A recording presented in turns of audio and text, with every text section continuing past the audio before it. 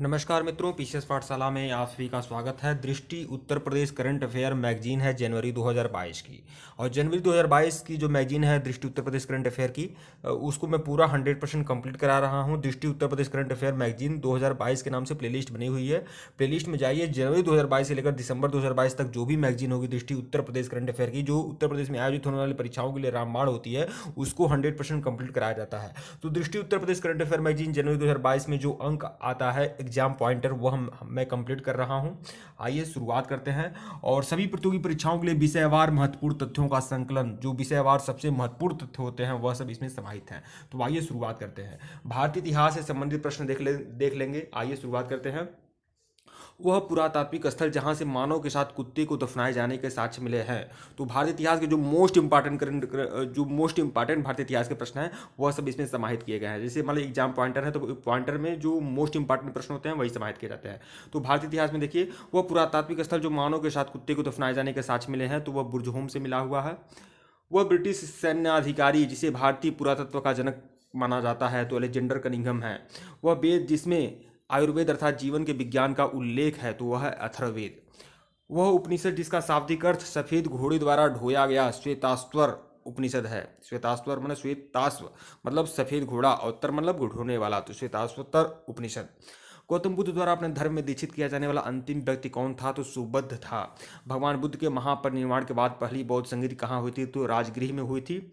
भारतीय कला में बुद्ध के जीवन की वह घटना जिसका चित्रण मृग सहित चक्र द्वारा किया गया है, तो धर्म चक्र प्रवर्तन मतलब प्रथम उपदेश। वह अभिलेख जिसके प्रमाणित होता है कि चंद्रगुप्त मौर्य का प्रभाव पश्चिमी भारत पर था, तो रुद्रदामन का जूनागढ़ अभिलेख बताता है कि चंद्रगुप्त मौर्य का जो प्रभाव था वह पश्चिमी भारत पर था। फेनसांग की भारत यात्रा के समय सूती वस्त्रों के उत्पादन के लिए सबसे प्रसिद्ध नगर कौन सा है? तो वह है मथुरा। दिल्ली सल्तनत का वह सर्वाधिक विद्वान शासक जो खगोल शास्त्र, गणित और आयुर्वेद सहित अनेक विधाओं में माहिर था, तो वह था मोहम्मद बिन तुगलक। वह युद्ध जिसने राणा सांगा ने इब्राहिम लोदी को परास्त किया था, तो खतौली का युद्ध में राणा सांगा ने इब्राहिम लोदी को परास्त किया था। जो मोस्ट इंपॉर्टेंट इतिहास के प्रश्न है वह सब इसमें समाहित हैं। दृष्टि उत्तर प्रदेश करंट अफेयर की मैगजीन है, जो जीके एग्जाम पॉइंटर, यह एक भाग है दृष्टि Uttar Pradesh current affair magazine की।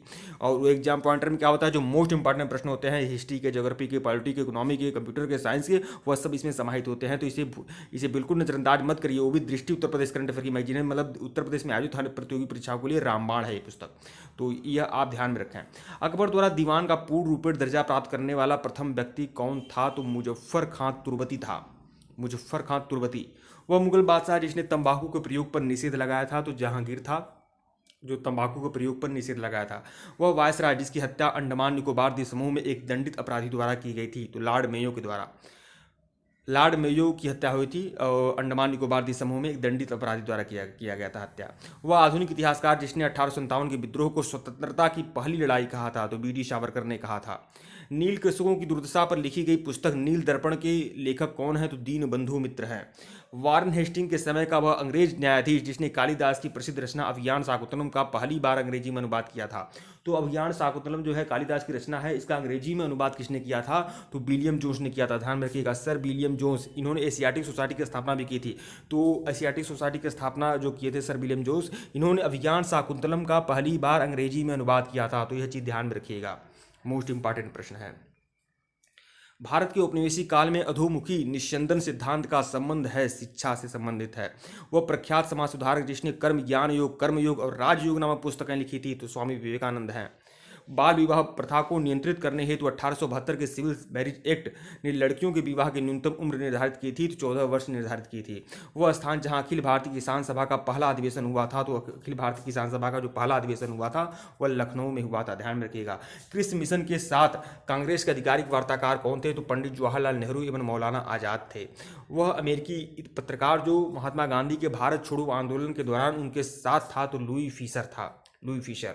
महात्मा गांधी जब भारत छोड़ो आंदोलन शुरू किए थे, तो उस समय अंग्रेजी पत्रकार जो साथ था उसका नाम था लुई फिशर। दांडी यात्रा के समय कौन सा अंग्रेजी पत्रकार था? तो वेब मिलर था। तो यह चीज ध्यान रखिएगा। भारतीय स्वतंत्रता संघर्ष के दौरान द फ्री इंडियन लीजन नामक सेना बनाई थी, तो सुभाष चंद्र बोस ने बनाई थी। ईस्ट इंडिया कंपनी द्वारा कलकत्ता में स्थापित उच्च न्यायालय के प्रथम न्यायाधीश कौन थे? प्रथम मुख्य न्यायाधीश एलिजा इम्पे।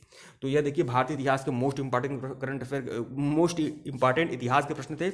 और हर माह मैगजीन ये आती है, तो हर माह एक जी के एग्जाम पॉइंटर में ऐसे ऐसे प्रश्न आते हैं जो मोस्ट इंपॉर्टेंट होते हैं। अगर एक साल की मैगजीन, अगर आप दृष्टि उत्तर प्रदेश करंट अफेयर की मैगजीन को देख लेते हैं तो आपका बहुत कुछ कवर हो जाएगा, ये बात आप ध्यान रखिएगा। तो ये इतिहास के प्रश्न थे। आइए कला और संस्कृति से संबंधित प्रश्न देख लेते हैं। चित्राचार्य उपेंद्र महारथी की पुस्तक वेणु शिल्प का संबंध किस कला से है? तो वह है बांस कला से, बांस कला से संबंधित है।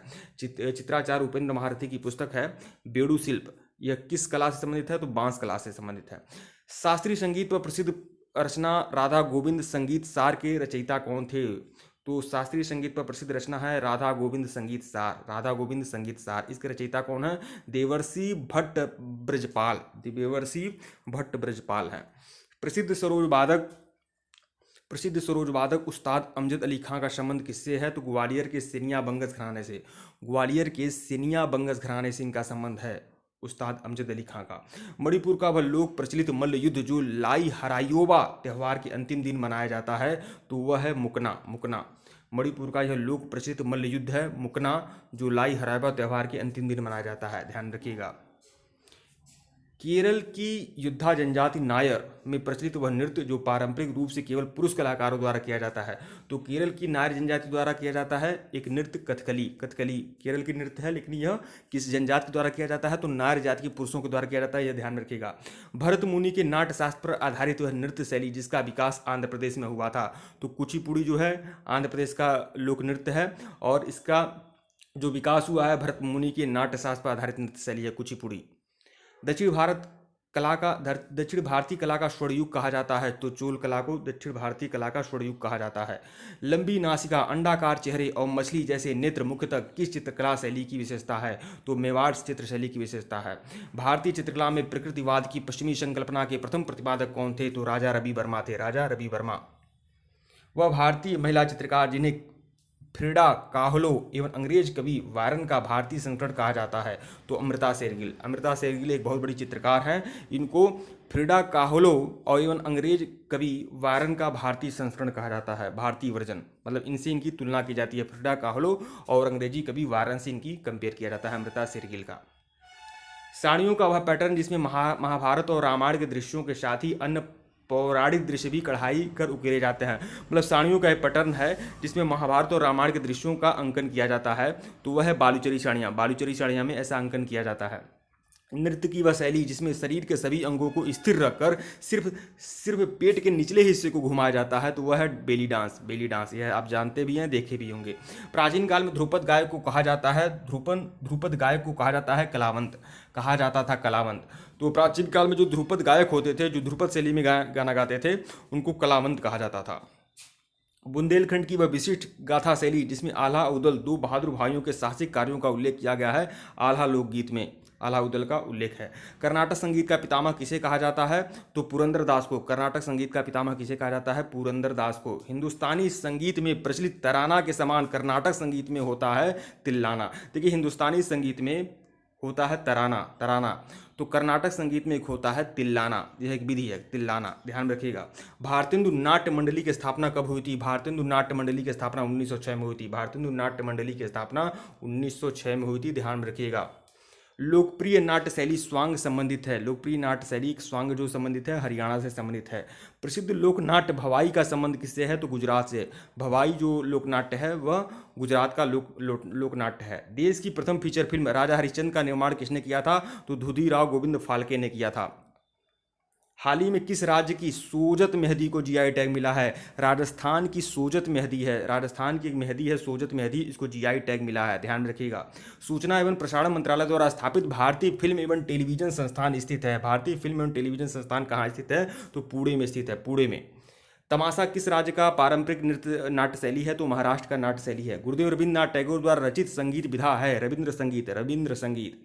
हिंदुस्तानी शास्त्रीय संगीत में राग बिहाग गाने का सही समय क्या है? हिंदुस्तानी शास्त्रीय संगीत में राग बिहाग गाने का सही समय क्या है? रात्रि की द्वितीय पहर में यह राग बिहाग गाया जाता है, राग बिहाग गाया जाता है रात्रि के द्वितीय पहर में, मतलब उसे राक्षस काल बोलते हैं। अगर देखा जाए, आप जानते हैं कि रात्रि में 4 पहर होते हैं और चारों पहरों का अलग अलग नाम है। 6 से 9 बजे तक आपको रुद्रकाल बोलते हैं, 9 से 12 को आपका राक्षस काल बोलते हैं, 12 से 3 तक गंधर्व काल बोलते हैं, और 3 बजे से लेकर 5 बजे तक ब्रह्म मुहूर्त काल बोलते हैं, ब्रह्म काल बोलते हैं। तो इसीलिए मैंने बता दिया कि रात्रि का द्वितीय पहर में राग बिहाग गाया जाता है, ध्यान में रखिएगा राक्षस काल में।